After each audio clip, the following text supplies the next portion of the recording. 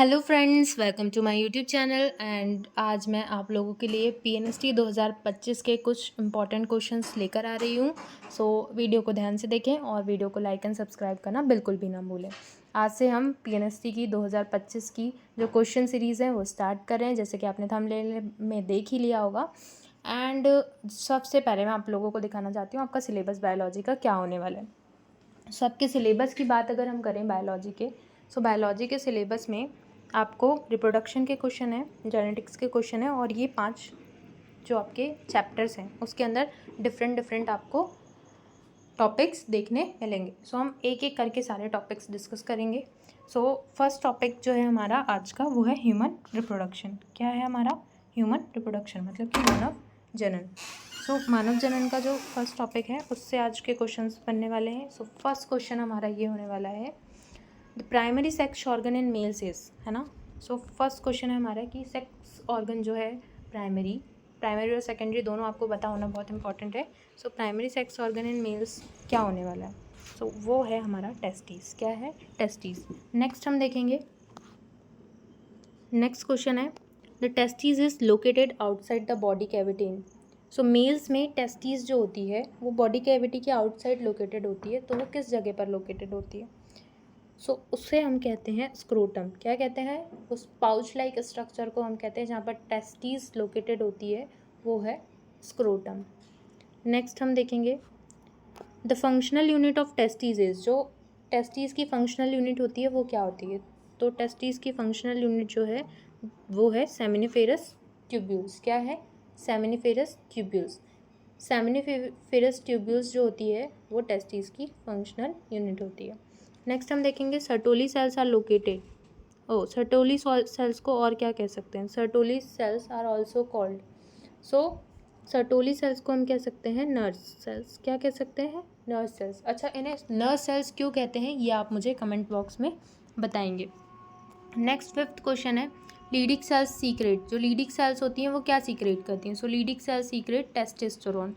What? Testosterone.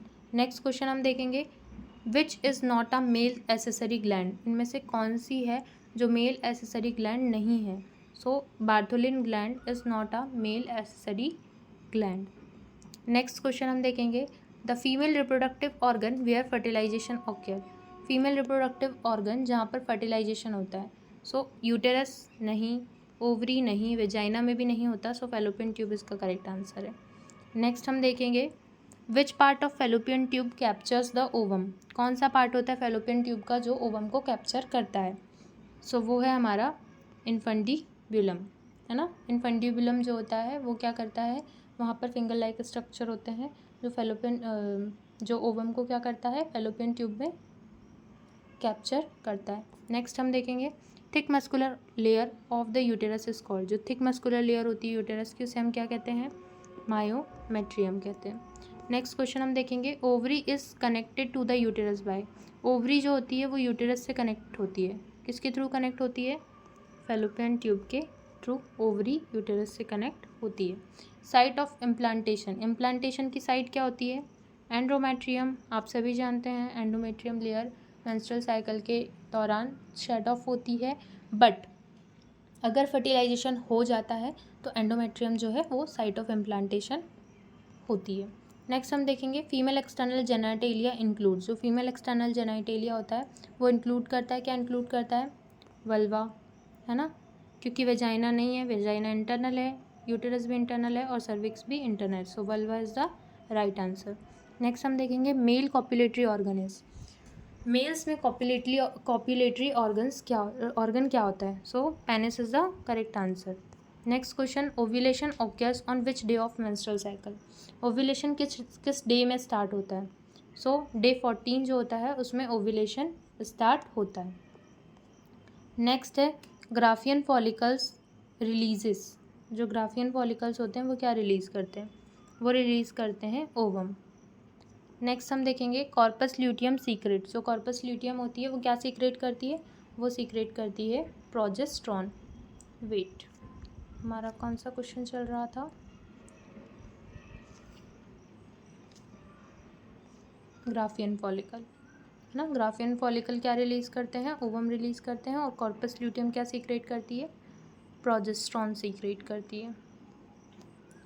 Next हम देखेंगे menstruation is due to the sudden fall of. Menstruation जो होता है वो किसके सडन फॉल से होता है, वो होता है हमारे प्रोजेस्टेरॉन के सडन फॉल से।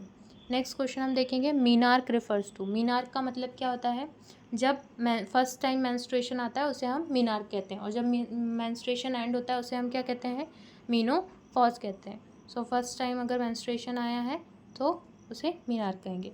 नेक्स्ट है the hormone that includes ovulation. Hormone जो क्या इंक्लूड करते हैं, ओव्यूलेशन इंक्लूड करते हैं। सो वो है हमारा luteinizing hormone, LH hormone. Next question है the process of formation of sperm is. जो फॉर्मेशन प्रोसेस ऑफ फॉर्मेशन है स्पर्म की, उसे हम क्या कहेंगे, स्पर्मेटोजेनेसिस, है ना। अच्छा, आप यहाँ पे ट्रिकी क्वेश्चन अगर आपको नहीं भी आ रहा है आंसर, तो आप स्पर्म और स्पर्म ये रिलेट कर सकते हैं। नेक्स्ट हम देखेंगे प्रोसेस ऑफ ओवम फॉर्मेशन। अब यहाँ पे भी ओवम का ओ देखो, ओव्यूलेशन भी दिख रहा है, oogenesis, बट हमें पता है जेनेसिस का मतलब फॉर्मेशन होता है और oogenesis का मतलब ओवम का फॉर्मेशन। सो करेक्ट आंसर क्या आएगा हमारा, सी।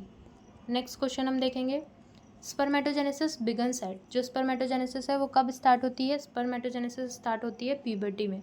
कब स्टार्ट होती है, प्यूबर्टी में। नेक्स्ट क्वेश्चन हम देखेंगे स्पर्म हेड कंटेन्स। तो स्पर्म का हेड है उसमें क्या होता है, एक्रोसोम होता है ना। स्पर्म के हेड को हम क्या कहते हैं, एक्रोसोम। नेक्स्ट हम देखेंगे एक्रोसोम। एक्रोसोम में एंजाइम्स प्रेजेंट होते हैं जो किस में हेल्प करते हैं, उसके एक्रोसोम के एंजाइम्स जो होते हैं वो ओवम में पेनिट्रेशन में हेल्प करते हैं। किस में हेल्प करते हैं, ओवम में पेनिट्रेशन में। नेक्स्ट देखेंगे first meiotic division in females is completed at. जो फर्स्ट मियोटिक डिवीजन है फीमेल्स में वो कब कंप्लीट होता है, ओव्यूलेशन के दौरान कंप्लीट होता है। नेक्स्ट हम देखेंगे सर्ज इन LH ऑक्यूर्स ड्यूरिंग। जो LH सर्ज है वो कब होती है, तो ओव्यूलेटरी फेज में होती है। LH सर्ज कब होती है, ओव्यूलेटरी फेज में।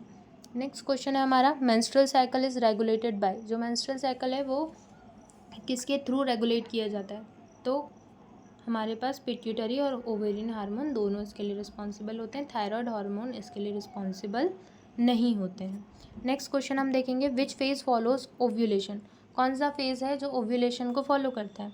सो ओव्यूलेशन को फॉलो करने वाले फेज़ की बात करें तो वो है ल्यूटियल फेज़।